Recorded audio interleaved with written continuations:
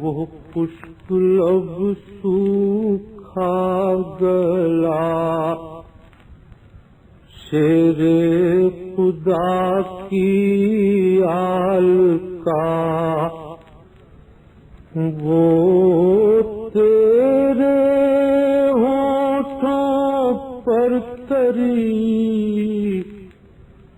وائے میرے القامہ طوفان اٹھانا تھا تجھے یا سوکھ جانا تھا تجھے کچھ تم نے خدمت ہی نہ کی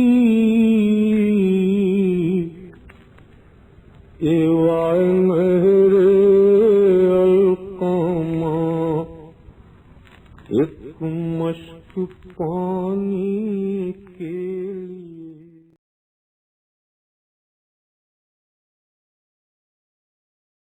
ناظرین السلام علیکم، میں ہوں شوکت عابدی. پیش خدمت ہے پروگرام عزاداری دین کی زندگی ہے. آج بھی ہم جامع امامیہ تنظیم المکاتب کے بانی تنظیم ہال میں موجود ہیں، اور آج بھی ہمارے ساتھ یہاں کے اوپر اساتذہ اور یہاں کے وہ طلاب جو فارغ ہونے کے بعد یہاں سے جا کر قم اور نجف میں تعلیم حاصل کر رہے ہیں وہ ہمارے ساتھ بیٹھے ہوئے ہیں، اور اس میں ایک نوجوان طالب علم بھی ہیں جن کا آخری سال ہے. آئیے سب سے پہلے سب کا تعارف کرا دیتے ہیں. سب سے پہلے ہمارے سامنے موجود ہیں یہاں کے سیکریٹری عالی جناب مولانا سید صفی حیدر صاحب قبلہ، اور یہاں کے انچارج عالی جناب ممتاز جعفر صاحب قبلہ، عالی جناب منور حسین صاحب قبلہ، عالی جناب فیروز علی صاحب، عالی جناب فیض عباس صاحب، عالی جناب علی ہاشم صاحب، عالی جناب حیدر علی صاحب، اور جناب محمد رضا صاحب. اس میں وہ لوگ بھی ہیں جو یہاں سے تعلیم حاصل کر کے قم اور نجف میں تعلیم حاصل کر رہے ہیں. ایک بار آپ کو اس ادارے کا تعارف کرا دوں کہ 1968 میں یہ ادارہ قائم ہوا، اور اللہ کا شکر ہے کہ آج 18 اسٹیٹ میں اس کے مکتب چل رہے ہیں، جس میں تقریباً 50,000 بچے زیر تعلیم ہیں. سب سے بڑی بات یہ ہے کہ یہاں سے جو لوگ فارغ ہو رہے ہیں وہ ایسے ہیں کہ اگر آپ ان کو دیکھیے تو ان کے ماتھے کے اوپر سجدے کا نشان دکھائی دے گا، اور ان کے سینے کے اوپر ماتم کا نشان دکھائی دے گا. یہ عزادار بھی ہیں اور سجدہ گزار بھی ہیں. اب میں چاہوں گا کہ سب سے پہلے اس تنظیم کے سیکریٹری جناب صفی حیدر صاحب سے کہ مختصر سا آپ اس ادارے کا تعارف آج ضرور کرا دیں. بسم اللہ الرحمن الرحیم. بانی تنظیم سربراہ تحریک دیداری خطیب اعظم مولانا سید غلام عسکری اللہ مقامہ نے اس ادارے کی بنیاد رکھی، اس کے خد و خال بنائے اور اس کا نظام بنا کے اسے اپنی عمر کے انتہائی قیمتی حصے کو 1968 سے 1985 تک اس ادارے کے نظام کو نافذ کرنے میں لگایا. ان کا مشن تھا قوا انفسکم واہلیکم نارا وقودھا الناس والحجارہ، اپنے آپ کو اور جو تمہارے اپنے ہیں ان سب کو جہنم کی آگ سے بچاؤ. اس لیے انہوں نے نعرہ دیا اس قوم کی ہر فرد کو دیندار بنا دو. انہوں نے نعرہ دیا کہ عزاداری کے فانوس میں دینداری کی حفاظت کرو. انہوں نے نعرہ دیا کہ دیندار بنو اور دیندار بناؤ. انہوں نے نعرہ دیا کربلا سے سیکھ کے کہ اس قوم سے ہر قسم کی شاہی کو مٹا دو. دین کی راہ پر لانے کے لیے اور دنیا اور آخرت کی کامیابی پر پوری امت کو ہندوستان میں پہنچانے کے لیے انہوں نے مہم چلائی، اور اس مہم کا نام پڑا تنظیم المکاتب، آرگنائزیشن آف اسکول. ہمارے اس ادارے کا کام 5 مکاتب سے بانی تنظیم نے شروع کیا تھا، لیکن آج الحمدللہ یہ 15 سے 20 خدمت کے شعبے ہیں جنہیں انجام دے رہا ہے. پورے ملک میں جتنی طرح سے قوم کی خدمت کی جا رہی ہے، تعلیمی، فلاحی. چونکہ آپ لوگ ابتدائی تعلیم سے لے کر मॉडर्न एजुकेशन तक काम कर रहे हैं, जी। तो मैं चाहता हूं कि ये पैगाम लोगों तक पहुंचे, लोग जाने तो कि ये तंजीमुल मकातिब कर क्या रही है। शायद बदगुमानी है या नावाकिफियत है कि बहुत से लोग तो तंजीमुल मकातिब को सिर्फ एक मदरसा समझते हैं। ये मदरसा नहीं, ऑर्गेनाइजेशन है, और जो थोड़ा जानते हैं और समझते हैं बस मकतब चला रहे हैं। पहली बात तो ये कहना चाहता हूँ कि मकतब को कब कीमत नहीं समझा जा सकता। बेसिक एजुकेशन वो सिखाता है जो बेसिक रिलीजियस एजुकेशन, जो एक अच्छा इंसान, एक अच्छा शहरी, एक अच्छा मोमिन और एक अच्छा मुहिब अहले बैत तैयार करे, जो अल्लाह के हुकूक को भी अदा करे और मखलूक खुदा के हुकूक को भी अदा करे, जो किसी को तंग न करे, जो किसी का हक न छीने, जो मोमिन वाकई हो। हदफ हमारा ये है, हम मुल्लाओं की फौज नहीं तैयार कर रहे हैं। अभी आपने 50,000 की तादाद जो बताई है कि इंशाअल्लाह मुस्तकबिल में इंजीनियर डॉक्टर बनेंगे, और हमारे 50 साल में जो कैडर निकला है उसमें IAS अफसर से लेके इंजीनियर और डॉक्टर सब गए हैं अल्हम्दुलिल्लाह। और हमारी एजुकेशन सिस्टम में हमारा मफरूज़ा ये है कि हम अब मकतब उस बच्चे को ला रहे हैं जो कहीं ना कहीं स्कूल जाता है, और हम उसे 2 घंटे 1 घंटे मज़हब की तालीम देते हैं, जिसमें कुरान मजीद का पढ़ना जो हर मुसलमान चाहता है, उर्दू जो हमारे मज़हब की ज़बान है हमारे मुल्क में, और दीनियात जिसमें हम अकायद, अहकाम, तारीख़, सीरत और अखलाक पढ़ाते हैं, ताकि अच्छा इंसान और मुकम्मल जानकार मोमिन तैयार हो और ज़िंदगी बसर करने का सलीका सीख जाए। इब्तदाई दीनी तालीम मकतब की शक्ल में है, इब्तदाई दुनियावी तालीम स्कूल की शक्ल में है। प्राइमरी लेवल के स्कूल हैं 35 के करीब, जिसमें 5-6 जूनियर हाई स्कूल लेवल तक पहुंच गए हैं, और एक मकतब से शुरू होने वाला आज अल्हम्दुलिल्लाह जाफराबाद, जलालपुर, अम्बेडकर नगर में गर्ल्स इंटर कॉलेज भी है और गर्ल्स बॉयज़ कॉलेज भी है, और उसमें उन लोगों ने मेहनत की, हमने उनको छोटा सा सहारा दिया, और आज कॉलेज चल रहे हैं जिसमें दुनियावी तालीम के साथ दीनी तालीम भी दी जा रही है। मकतब के शोबे से जो निकल के आलिम या आलिमा बनना चाहें, उनके लिए लखनऊ में जामा इमामिया तंजीमुल मकातिब और जामतुल ज़हरा तंजीमुल मकातिब है। इन दोनों से तकरीबन 1000 के आसपास बच्चे और बच्चियां फारिग तहसील होके नजफ, कुम वगैरह में तालीम हासिल करके एक बड़ी तादाद हिंदुस्तान के मदारिस में पढ़ा रही है या मसाजिद और मेंबरों को आबाद किए हुए हैं। आपके यहाँ नश्र व अशात का भी तो एक शोबा है। तालीम के शोबे में मैं अर्ज कर लूँ, आला दीनी तालीम के बाद तरबियत मुदर्रिसीन भी उसी में है, इमाम जमात का रिफ्रेशर कोर्स भी उसी में है, मुबल्लिगीन का मकातिब में भेजना भी है, तरबियत खतीब भी है, तरबियत मुहक्किक भी है, तरबियत मुसन्निफ भी है। जितनी तरह की सलाहियतें एक इंसान में हो सकती हैं, उनको यहाँ उजागर करके मजहब और मिल्लत की खिदमत में लगाने की कोशिश है, जिसमें सहाफत तक दाखिल है। हमारा नश्र इशात का शोबा भी अल्हम्दुलिल्लाह काम कर रहा है, क्योंकि मैं आपकी मैगजीन देखता हूँ, पढ़ता हूँ, आपके यहाँ से उर्दू में भी मैगजीन निकलती है। शुरू में ये मैगजीन नहीं था, सरफराज अखबार के 2 पेज थे जो तंजीम ने लिए थे, फिर 1400 हिजरी में तंजीमुल मकातिब मैगजीन निकला, और तंजीमुल मकातिब के अदद भी 1400 हैं। अल्लामा ज़ीशान हैदर अज-जवादी अल्लाह मकामा ने उस वक्त तंजीम की तारीख कही थी कि तंजीमुल मकातिब एक तारीखी इक़दाम है जो मैगजीन के साले इशात है, और उसमें मौज़ूआत मुअय्यन कर दिए गए थे, अकायद और अहकाम और सीरत और तारीख़, और हत्ता कि उस वक्त लफ्ज़ जिनसियात भी हमारे एक पेज पे लिखा होता था। आज वो बुजुर्ग चले गए, हम उस सराहत से तो नहीं लिख पा रहे, लेकिन आज हमारा मैगजीन अल्हम्दुलिल्लाह आप रिलीजियस और सोशल इश्यूज के ऊपर भी किताबें छापते हैं। हमारी किताबें मैगजीन उर्दू में है, हिंदी में है, उर्दू में मैगजीन में इंग्लिश का शोबा भी है, फिर बच्चों की किताबें उर्दू, हिंदी, गुजराती, बंगाली और अंग्रेजी 5 ज़बानों में है। मुख्तसर सा वक्त है और इस वक्त इसलिए नहीं बैठे हैं। हमारी कोशिश है कोचिंग सिस्टम, जो बच्चे स्कूल जाते हैं और स्कूलों में कमज़ोर तालीम होती है, उन्हें हम कोचिंग करके उनकी मजबूत तालीम कर दें और उसके साथ दीनी तालीम भी उनको पहुंचा दी जाए। ये हमने अभी शुरू किया है, 5 कोचिंग खोले हैं, और हमारी मुहिम ये है कि पूरे मुल्क में इंशाअल्लाह कोचिंग खोले जाएं। लेकिन अब बहरहाल हर मुहिम के पीछे वसाइल होते हैं, और इस वक्त हमारा 3.5 करोड़ रुपए का खर्च है, और 1 लाख रुपये रोज़ होता है, जो कौम के ताउन से ही उसका मुमकिन है।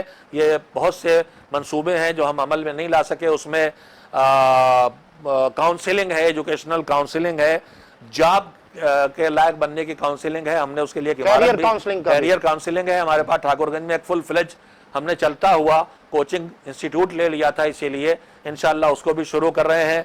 इसके अलावा फलाही उमूर में बीमारों का इलाज है, गरीबों की मदद है, जिनके पास अखराजात। हमारा कुनबा बहुत बड़ा है, 2000 असातिज़ा, जिनमें 350 के करीब इम्मा जमात हैं, फिर उसके बाद इनकी फैमिली है, फिर हर मकतब का एक मुंतज़िम है, मकातिब की इंतज़ामिया में 5 से 7 लोग हैं, मकातिब के उमूमी जनरल बॉडी में सैकड़ों लोग एक एक बस्ती में हैं, 50,000 سے 1,00,000 کے درمیان ہمارا کنبہ ہے جو تنظیم سے سیدھے جڑے ہیں، ان کی ضروریات زندگی ادارہ پورے کرنے کی کوشش دیکھیں، میں نے کرتا ہے۔ تعارف آپ کا اس لیے کرایا کہ جس اہم ایشو پر ہم بات کر رہے ہیں کہ عزاداری دین کی زندگی ہے، جی کیونکہ ہمارا کام معاشرے میں اصلاح کرنا ہے، جو حسین نے عزاداری کے اور لیے اصلاح کے نام پر فساد نہیں فساد کرنا ہے، ہرگز نہیں۔ ٹھیک ہے، عزاداری کے ڈیکورم کو مینٹین رکھنا ہے، جی ٹھیک ہے، جو کیفیت ہے وہ عزاداروں کے اوپر طاری ہو، اس کام کو ہمیں انجام دینا ہے۔ اس لیے میں اتنے بڑے ادارے میں آنے کے بعد یہ انٹرویو کر رہا ہوں تاکہ آپ کے یہاں سے اگر جو میسج جائے گا اس کا نیٹ ورک بہت بڑا ہے، اور میں بار بار کہتا ہوں کہ تبلیغ جو ہے یہ برین آپریشن ہے۔ ہمارا کام ہے کہ اگر کہیں غلط کام ہو رہا ہے تو وہ آدمی غلط کام کو ترک کر کے صحیح کام کرنے لگے۔ ہمارا کام کوئی فساد نہیں ہے، اس لیے ہم آپ لوگوں کے بیچ میں آئے ہیں اور آپ لوگوں کے ذریعے یہ چاہتے ہیں کہ آپ اچھے انداز میں لوگوں کو قریب کریں تاکہ عزاداری کی رونق دوبالا ہو، اس کا ڈیکورم مینٹین ہو۔ آپ سے ہی سوال کرتا ہوں کہ برائے کرم یہ بتائیں کہ عزاداری میں شامل جو تبرکات ہیں ان کی اہمیت اور وجہ کیا ہے؟ بسم اللہ الرحمن الرحیم۔ میں سب سے پہلے لفظ تبرکات پہ گفتگو کرنا چاہتا ہوں 2 جملوں میں۔ جی تبرکات جمع ہے تبرک کی۔ جی تبرک عربی کا لفظ ہے، برکت سے نکلا ہے۔ جی تبرک جس ڈھانچے میں عربی کے ہے، اس ڈھانچے کا مطلب یہ ہوتا ہے کہ برکت حاصل کرنے کی کوشش کرنا۔ ہمارے بزرگوں نے ایام عزا اور ایام عزا سے ہٹ کے مجالس اور عزاداری سے جو اثرات اپنی زندگی میں پائے، ان میں ایک اثر تجربے سے سامنے آیا برکت کا۔ راہ خدا میں خرچ کرنے سے برکت آتی ہے، زکوٰۃ اور صدقے سے برکت آتی ہے، حسین کے نام پر خرچ کرنا بھی فی سبیل اللہ عمل ہے اور وہ باعث برکت بنتا ہے، چاہے وہ تبرک جسے ہم اردو میں پھر کہتے ہیں، جسے کہیں نیاز کہنے لگتے ہیں، کہیں نظر، وہ تبرک جسے ہم کہتے ہیں جو اور عام زبان میں حصہ کہتے ہیں، جی جی چاہے وہ ہو، چاہے وہ چیزیں ہوں جو ہمارے زندگی میں آ کے باعث برکت بنیں گی، اگر ان چیزوں کے لانے کے پیچھے جو روحانی پیغام ہے وہ پیغام بھی ہم تک منتقل ہو جائے۔ تبرکات اعضاء میں خود حصہ ہے، اس کے بعد تبرکات اعضاء میں عام طور پر علم۔ اصل بات میرا یہی پوچھنا تھا کہ یہ علم، تعزیہ، تابوت، یہ اس کے بارے تعزیہ، میں تابوت، یا مثلا علم میں بندھا ہوا مشت مشکیزہ ہے، یا چھوٹا سا جھولا ہے، زری، ہماری ہے، ان کو ہم تبرکات اعضاء کہتے ہیں۔ تبرکات اعضاء، انہی کے اور بارے میں یہ لفظ جو ہے وہ ہمارے بزرگوں کے نسلوں کے تجربے کا نتیجہ ہے شاید۔ میں ایک جملہ کہتا ہوں کہ میرے بھائی جو حسین کے نام پر میرا جیسا گنہگار حصہ بانٹتا ہے، ہدیہ دیتا ہے بنام حسین، اسے آپ اپنے گھر میں لے گئے تو بزرگوں نے یہ سمجھا کہ اس سے برکت آئی ہماری روزی میں، برکت آئی ہمارے ایمان میں، برکت آئی ہمارے عقیدے میں، برکت آئی ہمارے اخلاق میں، یعنی تھوڑا پورا پڑنے لگا۔ تو میں ایک جملہ عرض کرتا ہوں، یہاں بھی کہنا چاہتا ہوں کہ جب میرے نام سے، حسین کے نام سے، مجھ گنہگار کے ہاتھ سے کوئی چیز گئی آپ کے گھر تو اتنی برکت لائی ہے، تو حسین کے ہاتھوں سے جو دین ملا ہے اس دین کو اپنے گھروں میں لے جاؤ تو دیکھو کتنی برکت آئے گی۔ ان ساری چیزوں کو تبرک اس لیے کہتے ہیں کہ اگر جیسے تلاوت میں سوروں کی ثواب لکھا ہے، اثرات لکھے ہیں، تفسیر نمونہ میں آیت اللہ العظمیٰ ناصر مکارم شیرازی نے ایک بات بار بار لکھی ہے کہ جس سورے میں جو ثواب اور اجر اور اثرات لکھے ہیں، کہیں روزی کی وسعت ہے، کہیں اولاد کا ملنا ہے، کہیں دوستوں کا ملنا ہے، کہیں آخرت کی نجات ہے، انہوں نے بار بار یہ بات لکھی ہے کہ ان لفظوں کے دہرانے کا صرف مسئلہ نہیں ہے، اس سورے میں جو پیغامات ہیں جب انہیں اپنایا جائے گا تو اس سورے کا جو اثر لکھا ہے وہ سامنے آئے گا۔ سورہ واقعہ کے پیغامات پر عمل کیا جائے گا تو روزی میں اضافہ ہوگا، آخرت میں نجات ملے گی۔ سورہ یاسین بھی برکت کا سبب بنے گی جب اس کے اندر کے پیغامات پر ہم عمل کریں گے۔ اسی طرح سے جتنے تبرکات ہیں، دیکھیے اصل میں ساری قومیں جی اپنے مقصد کو پہنچانے کے لیے جھانکیاں نکالتی جی ہاں، ہیں، ڈسپلے کرتی ہیں۔ آپ جو جلوس میں علم لے جاتے ہیں، جی آپ جو جلوس میں تعزیہ لے جاتے ہیں، جی، آپ جو جلوس میں تابوت لے جاتے ہیں، اس کے ذریعے کیا میسج دینا میں چاہتے دو باتیں عرض کرنا چاہوں گا. ایک پہلو جو آپ فرما رہے ہیں وہ میرے دماغ میں نہیں تھا، وہ بھی ایک پہلو، لیکن آپ نے لفظ تبرک کہا ہے. اس لیے میں عرض کر رہا ہوں کہ جب ہم اسے تبرکات کہتے ہیں تو ان کے قریب آنے سے، ان کے قریب جانے سے ہماری زندگی میں برکت دکھائی دینا چاہیے. اگر برکت نہیں آ رہی ہے اس کا مطلب یہ ہے کہ اس تبرک کو سے ہم محروم رہ گئے اور ہم برکت حاصل نہیں کر سکے. علم عباس کی شجاعت، عباس کی وفا، عباس کی حکمت، عباس کے ایمان، عباس کے جہاد کی پہچان ہے کہ حسین نے 72 جو سب پرکھے تھے ان میں بھی علم ایک عباس کو دیا تھا. صرف وفاداری نہیں وجہ تھی، وفادار سب تھے. ان کی شجاعت، ان کی حکمت، ان کا ائمہ کی زبان میں سلب الایمان یعنی مضبوط ایمان والا ہونا کہ ملک دیا جا رہا ہے رشتہ داریوں کے ذریعے، خریدنے کوشش ہو رہی، نہیں بک رہے ہیں. اور اطاعت کا وہ جذبہ کہ سب سے پہلے لڑ کے مر جانے کا دل چاہتا ہے لیکن جذبات کو کبھی حاکم نہیں ہونے دیا. تو علم ان سب چیزوں کی علامت ہے.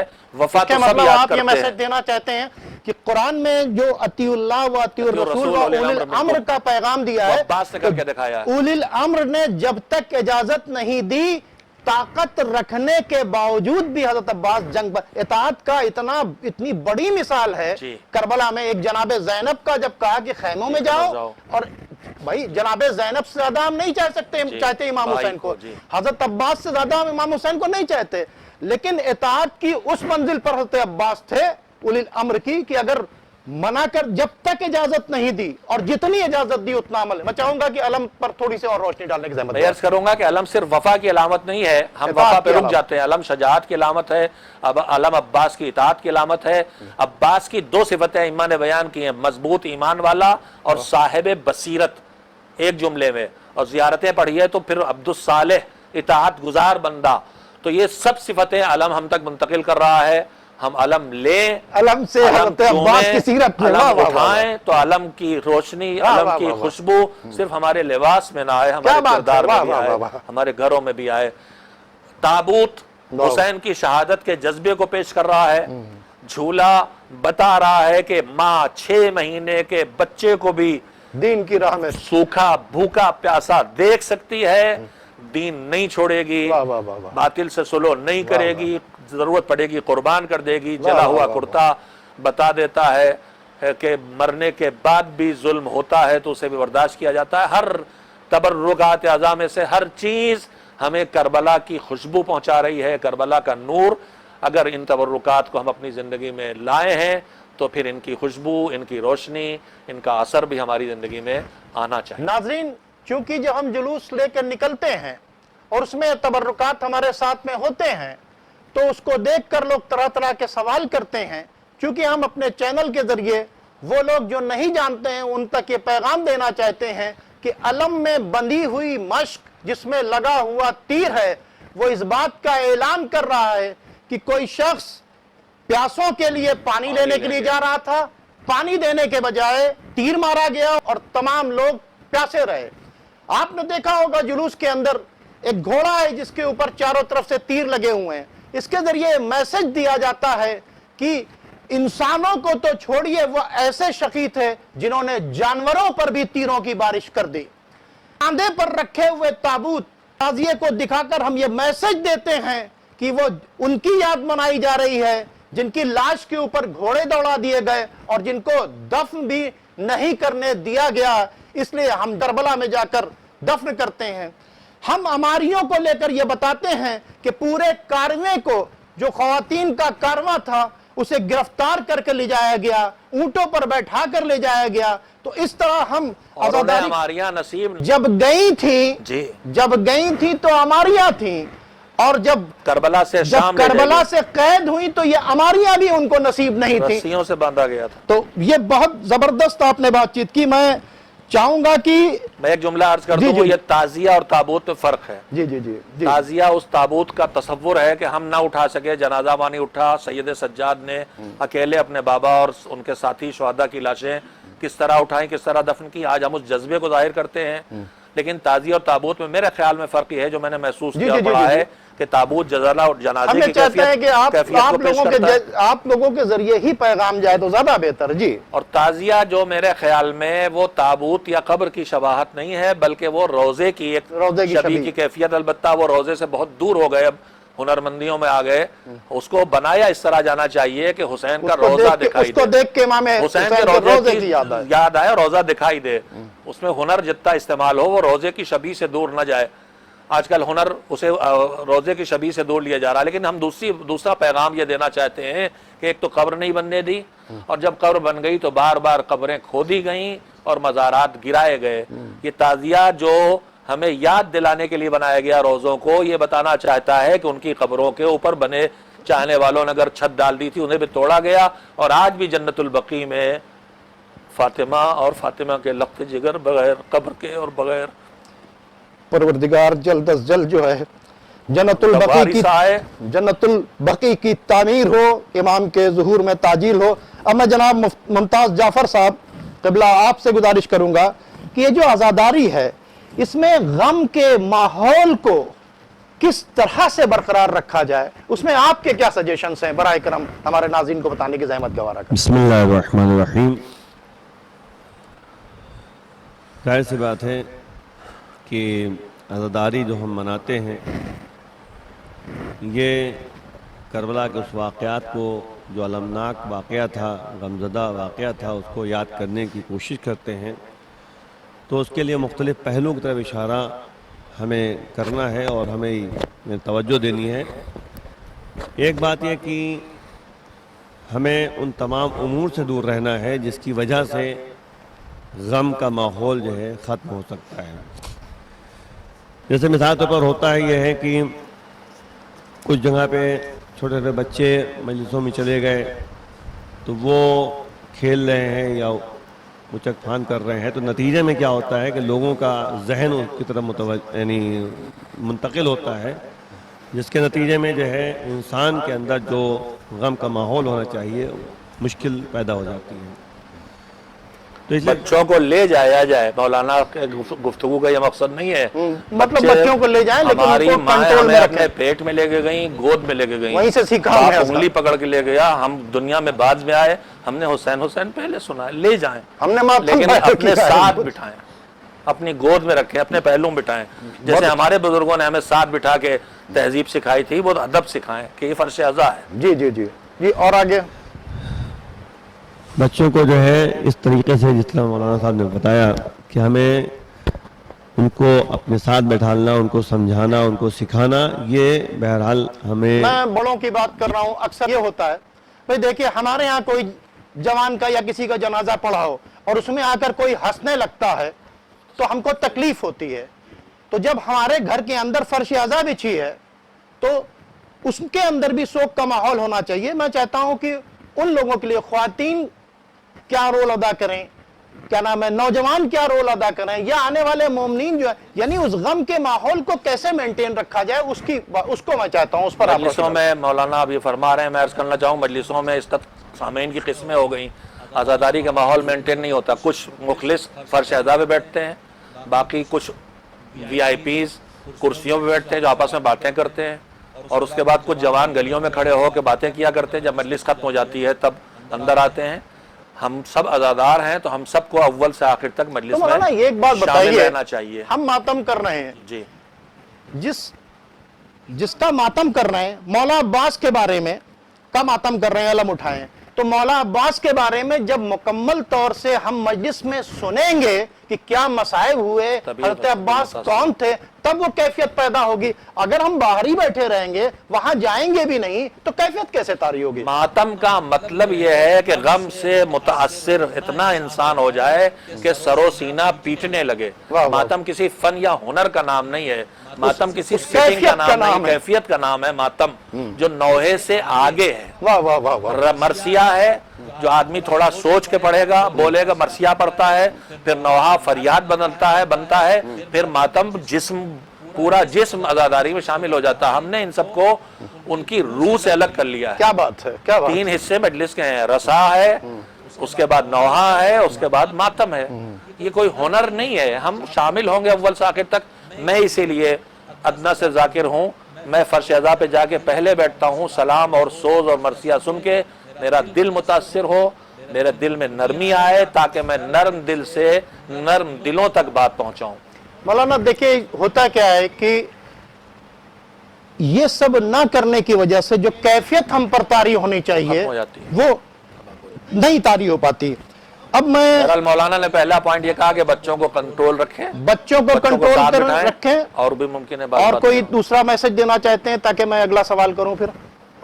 ہوئے دیکھیں اعضاء کا ماحول پیدا کرنا چاہیے، جی جی جی اس طریقے سے پیدا کریں جیسے عام طور پہ قدیم زمانے سے چلتا چلا آیا ہے کہ سیاہ لباس پہنتے ہیں، تو سیاہ لباس جو ہے ایک غم کا ماحول پیدا کرنے کا ایک ذریعہ ہے۔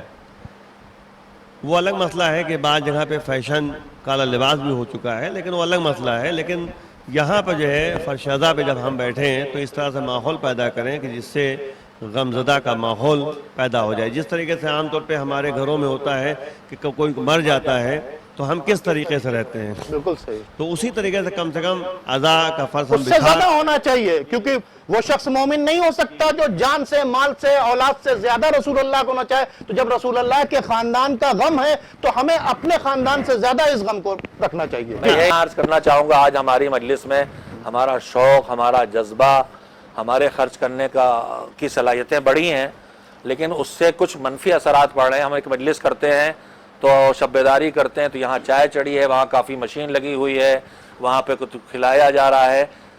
مجلس کے غم کی کیفیت ان اجزاء سے جو اس کو بڑھانے کے لیے آئی تھیں اس سے متاثر ہو رہی ہے، اور روحانیت اور غم کی کیفیت ہٹنے کے بجائے میں لفظ نہیں کہنا چاہتا، کہیں کہیں جیسے نمائش لگتی ہے کتاب کی تو اس کے ارد گرد جو ماحول ہوتا ہے کچھ فنکشن جیسی کیفیت مجلسوں کو ملنے لگی ہے۔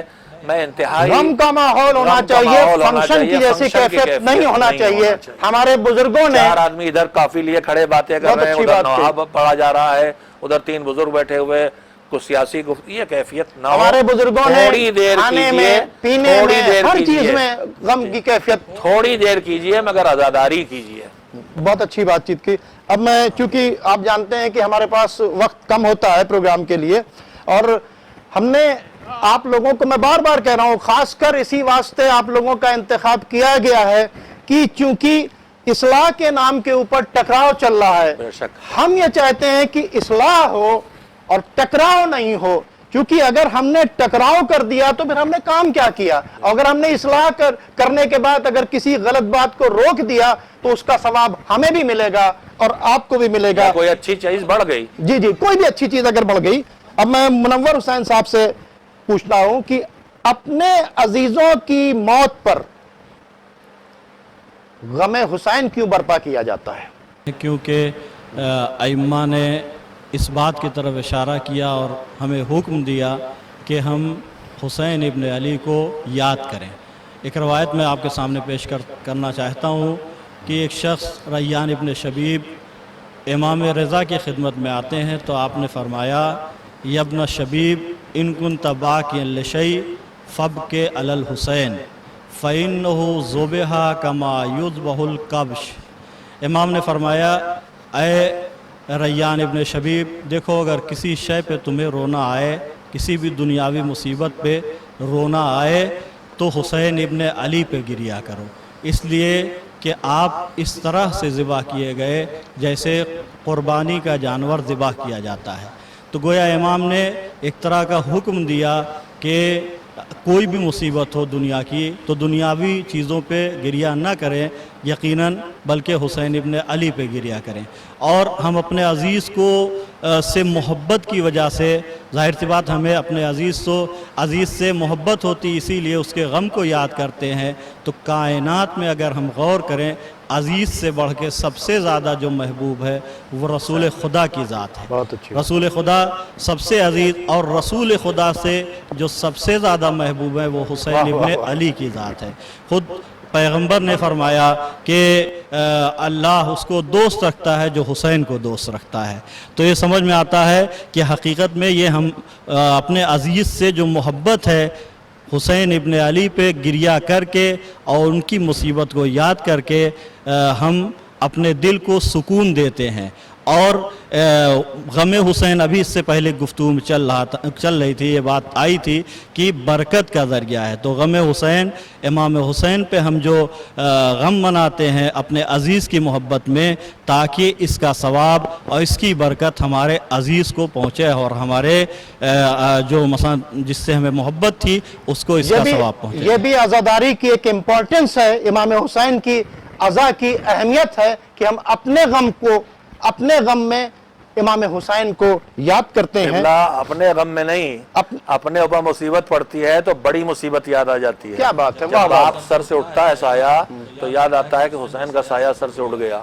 لہذا جب بڑی مصیبت یاد آ جاتی ہے، اللہ نے ہمیں کرم کیا ہے اور توفیق دی ہے کہ ہم حسین کی مصیبت کو اپنی مصیبت سے بڑی مصیبت سمجھتے ہیں، اور جو بڑی مصیبت سمجھتے ہیں تو پھر اس کو ہر وقت یاد کرتے ہیں. اور ایک وجہ یہ بھی ہے کہ غم حسین کے ذریعے سے دینداری آتی ہے. بہت اچھی بات ہے. اب میں جناب فیروز علی صاحب سے دستپستہ گزارش کروں گا کہ یہ عزاداری جو ہے یہ پورے سال کیوں؟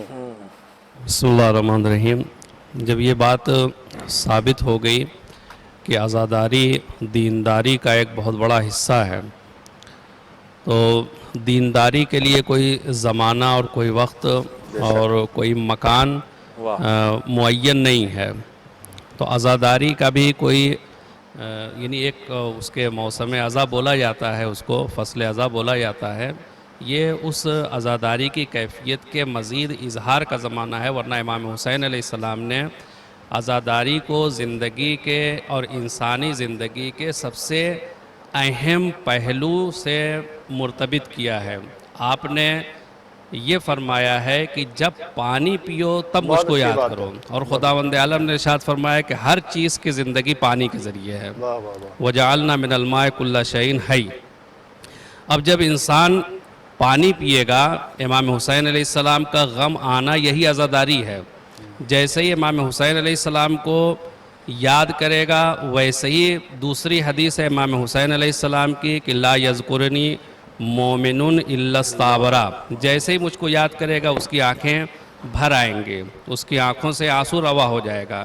ادھر آنکھوں سے آنسو روا ہوا، اور آنسو کی ایک خاصیت یہ ہوتی ہے کہ وہ دل کو صاف کرتا ہے، دل کی کثافتوں کو دور کرتا ہے، اور یہ نرم دل بناتا ہے، انسان کے دل کو نرم کرتا ہے. اور اسی کا الٹا بھی بیان کیا گیا ہے کہ آنکھیں اگر خشک ہو جاتی ہے تو انسان اس کا سبب تلاش کرے کہ یہ کیوں ہوئی ہیں. تو امام نے فرمایا کہ کثرت گناہ کی وجہ سے آنکھیں خشک ہو جاتی ہیں اور آنسو نہیں آتا. تو اس سے دل نرم ہوگا، اور اس کے بعد جب ہم امام حسین علیہ السلام کو یاد کریں گے اور آنسو بہائیں گے تو پھر ہمیں وہاں پر یہ بھی یاد آئے گا کہ امام حسین علیہ السلام نے اتنی بڑی قربانی کیوں دی.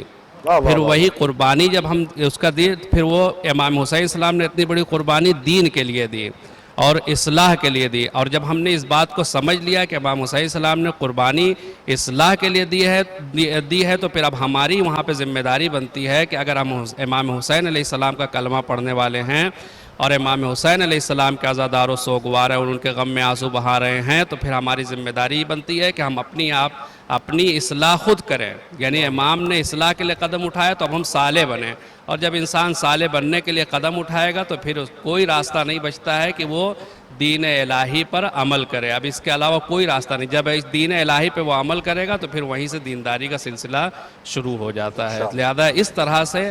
اور دوسری بات یہ ہے کہ جب دین کے دشمن اور دینداری کے دشمن شیطان کو ہر وقت اس بات کی مہلت دی گئی ہے کہ وہ انسان کو گمراہ کرے، تو خداوند عالم کے اوپر بھی فرض اور لازم تھا کہ وہ ہدایت کی ذمہ داری، ہدایت کی جو ہے ہدایت کا انتظام ہر وقت کرے، ہر وقت. اسی لیے امام حسین علیہ السلام نے کوئی خاص موقع اور کوئی خاص نہیں کہا کہ اگر تم زندہ ہو اور پانی پی رہے ہو تو مجھ کو یاد کرو. جیسے ہی مجھ کو یاد کرو گے فوراً دینداری کی طرف متوجہ ہو جاؤ گے. کسی شاعر نے بہت خوب کہا ہے کہ حکم اللہ و نبی کا جنہیں رہتا ہے خیال، اپنا انداز زمانے سے جدا رکھتے ہیں، سامنے مقصد قربانی شبیر رہے اس لیے سجدہ گہے خاک شفا رکھتے ہیں. تو اس کے مطلب خاک شفا بھی ہم کو عزاداری کی یاد دلاتی ہے. اب میں ایک سوال کرنا چاہتا ہوں عالی جناب فیض عباس صاحب آپ سے کہ ہمارے ہندوستان میں یہ جو 2 مہینے 8 دن عزاداری کے ایام مقرر کیے گئے ہیں مخصوص کی اس میں ہم کوئی خوشی نہیں کرتے، کچھ نہیں کرتے، صرف ہم غم حسین کا احترام کرتے ہیں، ان کی کیا وجوہات ہیں؟ برائے کرم بتائیں۔ الرحمن الرحیم، ماشاءاللہ بہت بہترین ڈسکس اس وقت چل رہا ہے عزاداری کے موضوع پہ، اور جو آپ نے سوال کیا ہے اس سوال میں ہی آپ کا جواب چھپا ہے۔ آپ نے مجھ سے سوال کیا کہ ہندوستان میں 2 ماہ 8 دن کیوں ہیں؟ تو اس کا مطلب ہی یہ ہو گیا کہ یہ 2 ماہ اور 8 دن ہمارے ہندوستان میں ہے۔ اور بقیہ جب ہم ان ممالک میں جاتے ہیں جہاں میں نے اس لیے سوال کیا کہ لوگ پوچھنا چاہتے ہیں، ہم ہندوستان کے لیے پروگرام بنا رہے ہیں، جاننا چاہتے ہیں نا لوگ تو۔ اصل میں اگر ہم دیکھتے ہیں تاریخ عزاداری کو، کیونکہ اسپیسیفک کیا گیا ہے، وہ تو سال بھر کی بات میں مان رہا ہوں، لیکن اسپیسیفک جو کیا گیا ہے اس میں کوئی خوشی کا کام نہیں کرتے ہیں، ایسا کیوں؟ جی سے تاریخ بیان کرنا چاہتا ہوں۔ خود عزاداری کی اگر تاریخ ہم اٹھا کے دیکھیں گے تو یہ شروع ہوتی ہے حضرت زینب سلام اللہ علیہ سے، کہ آپ جو پہلی مرتبہ دوسرے برس یعنی پہلا جب چہلم گزر جاتا ہے امام حسین علیہ السلام کا 1 سال یہ قافلہ مقید رہتا ہے شام میں، اور جب واپس یہ پہنچتے ہیں کربلا تو وہ 40 کے آس پاس کے دن ہیں، یعنی امام کا چہلم ہے 1 برس کچھ دنوں کے بعد۔ تو اب اس کی یاد میں پورے دنیا میں جہاں جہاں بھی شیعہ تھے انہوں نے چہلم تک امام حسین کی یاد کو منایا اور ان کے غم کو باقی رکھا، کیونکہ اس سے ہماری سیرت مل رہی تھی کہ حضرت زینب نے چہلم میں امام کا غم کیا کیونکہ ان کو موقع ہی اس وقت ملا۔ وہ یادگار باقی رہی بہت زمانے تک، پوری دنیا کے اندر امام کا غم 10 محرم کے بعد سے لے کر، اور یعنی پہلی محرم سے 10 محرم اور پھر شہادت سے لے کے امام کے چہلم تک منایا جاتا تھا۔ لیکن سن 700 ہجری کے آس پاس کے جب ایران میں ایک بادشاہ ہے جس کا نام ہے الجائتو، جس کو بعد میں مسلمان ہو جاتا ہے اور اس کا نام ہوتا ہے سلطان محمد خدا بندہ، ایک مناظرے کی بنیاد پر علامہ حلی کے علم اور ان کے روب اور ان کے فضائل و کمال سے متاثر ہو کے یہ اعلان کرتا ہے کہ میں آج سے اپنا جو مذہب ہے وہ شیعہ اعلان کرتا ہوں، اور ہماری مملکت کا جو مذہب ہوگا وہ بھی تشیع ہوگا۔ اس کے بعد سے یہ عزاداری ایران میں پہنچی، اور چونکہ 40 تک تو منایا جا رہا تھا پورے عرب کے اندر، پورے عراق کے اندر، ایران میں بھی یہ چیز آئی اور انہوں نے بھی منانا شروع کیا امام حسین کے غم کو۔ لیکن چونکہ ایران میں ایک خصوصیت ہے اور ایک فضیلت ان کو یہ حاصل ہے کہ وہاں پر ایک معصوم امام کا مزار ہے اور امام کا روضہ ہے، یعنی امام علی ابن موسیٰ الرضا ہمارے 8ویں امام وہاں پر ہیں، اور آپ کی تاریخ شہادت جو ہے وہ ہے 29 صفر، مستند تاریخ کی روشنی میں اگر ہم دیکھیں، ورنہ ہمارے ہندوستان میں 17 صفر کو بھی امام کی شہادت مناتے ہیں، مگر ایرانی جو ریفرنسز ہیں 23 ذی-قعدہ کو بھی ہے، جبکہ ایرانی یہ کہتے ہیں کہ ایرانی سے مراد ہے کہ ایرانی اسکالرز اور وہاں کے مصنفین و مؤلفین و جو بڑے بڑے محققین ہیں وہ کہتے ہیں کہ 23 ذی-قعدہ امام کی زیارت کا دن ہے، شہادت کا دن نہیں ہے۔ ان کے نزدیک شہادت جو ہے وہ 29 صفر ہوتی ہے۔ ہندوستان میں چونکہ یہاں متبرک ہم ہر چیز کو بہت جلدی سمجھتے ہیں اور سمجھنا چاہیے، ہم بہت حساس ہیں اہل بیت کو لے کے، تو ہم یہاں 17 صفر کو بھی امام کی شہادت مناتے ہیں۔ خود میرے گھر میں 17 صفر کو تابوت ایک زمانے تک اٹھتا رہا جب تک ہم سارے لوگ ایک ساتھ تھے۔ 23 ذی-قعدہ کی ہم بات کرتے ہیں تو ہمارے یہاں مجالس ہوتی ہیں، چاہے وہ امام بارگاہ ہوں چاہے وہ مسجدیں ہوں، تب بھی ہم غم کرتے ہیں، اور 29 صفر بہرحال وہ ایک تاریخ ہے۔ تو چونکہ ایران میں امام رضا کا روضہ ہے تو انہوں نے اس غم کو، امام حسین کے غم کو امام رضا کے غم سے ملا دیا۔ اچھا، یہ بھی غیر عقلانی طور پہ نہیں ہے، اس کے لیے بھی ہمارے پاس سیرت ہے کہ جب ایک شاعر نے امام حسین کے مصائب پڑھنا شروع کیے تو امام نے اس مرثیے میں اپنے مصائب بھی بڑھوائے، کہ جس کی بنیاد پہ پوری ایک تاریخ ہے کہ معصومہ قم بے ہوش ہو گئیں، اور وہ ایک الگ سمت میں نہ چلی جائے بحث، لہٰذا وہیں پہ میں ختم کروں۔ تو اس غم کو ملایا گیا امام رضا علیہ السلام کے غم سے۔ تو ایران میں یہ تاریخ پہنچی 29 صفر تک۔ اچھا، اس سے پہلے چونکہ 28 صفر کو پیغمبر اسلام کی وفات اور رحلت اور شہادت ہے اور امام حسن کی شہادت ہے، وہ سارے غم مل گئے اور انہوں نے 2 ماہ تک اس غم کو منایا۔ اب جب ہم اپنے بر صغیر کی بات کرتے ہیں تو ہمارے پاس بہرحال ہم اس سے مستثنا ہے، ہمارے پاس کوئی بھی معصوم نہیں ہے، کوئی اس کا روزہ معصوم نہیں ہے، سے مراد یہ ہے کہ اس کا ظاہری جسم ہمارے اس یہاں دفن نہیں ہے۔ ہم کو بھی غم کرنا تھا، تو اب ہم نے دیکھا کہ 40 تک کیا انہوں نے، 29 صفر تک کیا، 2 ماہ تک ہوا، اور اس کے بعد ہم نے دیکھا کہ 8 دن کے بعد یعنی جب سفر ختم ہو رہا ہے تو 8 ربیع الاول کو شہادت ہے ہمارے وقت کے امام کے والد گرامی یعنی امام حسن عسکری علیہ السلام، ان کی شہادت ہے۔ تو ہم نے اپنے غم کو، جو امام حسین کا غم امام رضا تک پہنچا، امام رضا کے غم کو امام حسن عسکری تک پہنچایا، تاکہ اپنے زمانے کے امام کو ہم خراج عقیدت پیش کر سکیں اور تسلیت عرض کر سکیں۔ اچھا، پھر دوسری طرف ہم نے یہ دیکھا کہ اس کے بعد بظاہر 2-3 ماہ تک کسی امام کی شہادت نہیں ہے، 8 रबीउल अव्वल के बाद आप रबीउल अव्वल का महीना देखें तो पैगम्बर इस्लाम की विलादत है, इमाम सादिक की विलादत है। फिर आप रबीउल सानी में आते हैं, किसी भी मासूम की हमारे यहाँ शहादत नहीं है किसी भी तारीख में। फिर जमातुल उला में जाते हैं तो उसमें भी किसी मासूम की हमारे यहाँ शहादत नहीं है। चूँकि इस 8 रबीउल अव्वल की गम के बाद कोई भी गम बज़ाहिर 3 माह तक नहीं था, हमने चाहा कि इस गम को थोड़ा और एक्सटेंड किया जाए और थोड़ा सा बढ़ाया जाए, और 2.25 महीने तक अपनी अज़ादारी के वक्त को मुकर्रर किया। और खुदा का शुक्र ये है कि ये बरसहा बरस से जारी है और इंशाअल्लाह इमाम ज़माना के ज़ुहूर तक ये बाकी रहेगा। बहुत अच्छी बात हमारे बुजुर्गों ने ये 2 महीने 8 दिन तक अय्याम अज़ा को फैलाया है, और ये उमूमी हुक्म जो हुसैन को याद करने का है, उस उमूमी हुक्म के तहत हम पूरे साल भी अगर हुसैन की अज़ादारी करें तो मुस्तहब है। बेशक। मैं शायद बुजुर्गों की सोच में एक चीज़ ये भी रही हो कि गमे हुसैन और खून हुसैन के बहने के बाद इंतकाम हुसैन रुका हुआ है, वाह वाह वाह वाह, और हुसैन का मिशन भी यही मैं चाहता था कि मुकम्मल होने वाला है। चूँकि 11वें इमाम की शहादत होते ही हमारा आखिरी इमाम वली असर हो गया 8 रबीउल अव्वल को, उसी लम्हे जब इमाम शहीद हुए। लेकिन वो दिन चूँकि एक मुसीबत का दिन है, लिहाजा उस दिन को हम अपने ज़माने के इमाम की विलायत व इमामत के नफाज के पहले दिन के तौर पर खुशी नहीं मना सकते थे जैसे गदीर के दिन खुशी मना सकते हैं। इसलिए 9 रबीउल अव्वल को इमामत की क्या मौलाना ये भी है कि उस मैं दिन अपनी जो बात है अर्ज कर हमारे लूं, पहले दुश्मन मैं अपनी वाले- बात अर्ज जी, कर लूं, जी, मुझे जी, माफ जी, करेंगे। जी जी 9 रबीउल अव्वल को आगाज तो 8 को हो गया, लेकिन वो दिन खुशी का नहीं बन सकता था। लिहाजा हुसैन का गम खिंचते खिंचते जो यहाँ तक आया, और अइम्मा का गम, वो सारी मुसीबतें जिस हदफ के लिए हैं, वो हदफ है क़याम अदल और हुकूमत इलाही का क़याम। और चूँकि अब वो हाकिम आ गया, लिहाजा हमने अपने गम छोड़े और उस हाकिम की विलायत के नफाज की तारीख़ के पहले दिन नहीं, दूसरे दिन जब हमारे लिए कदरे मुमकिन था खुश होना, उस दिन हमने आज़ादारी के सिलसिले को ख़त्म करके खुशी का सिलसिला शुरू किया। जनाब अली हाशिम साहब से गुजारिश करूंगा कि आज़ादारों का इखलाक कैसा होना चाहिए, इस पर बराए करम जो है। औज़ु बिल्लाहि मिनश शैतानिर्रजीम, बिस्मिल्लाहिर्रहमानिर्रहीम। सबसे पहले हमें ये देखना होगा कि ये अज़ादारी हम क्यों करते हैं। तो अगर हम तारीख़ देखें और तारीख़ की किताबें देखें और मक़तल की किताबें देखें तो एहतमाम करबला और एहतमाम अज़ादारी निज़ाम कुदरत में से है। करबला के वाक़े से पहले भी अम्बिया अलैहिमुस्सलाम की अज़ादारी और हुक्म परवरदिगार से इमाम हुसैन अलैहिस्सलाम पे गिरिया करना, यानी ये सब एहतमाम कुदरत में से है। ये उधर का हुक्म है, यहाँ का कोई हुक्म नहीं है। अब अगर इस अज़ादारी के अखलाकियात की, इसकी तहज़ीब की, इसकी सकाफ़त की, इसके कल्चर की हम अज़ादार रियायत करेंगे तो ये अज़ादारी हमें वहाँ तक पहुँचाएगी। बहुत अच्छी बात है। लिहाजा इस सिलसिले में अखलाकियात में जो अज़ादारी का अखलाक है, वो हमें 2 चीज़ें हैं। एक चीज़ ये है कि जिसके लिए हमें आमादा होना है, और एक चीज़ हमारे लिए नमूना है।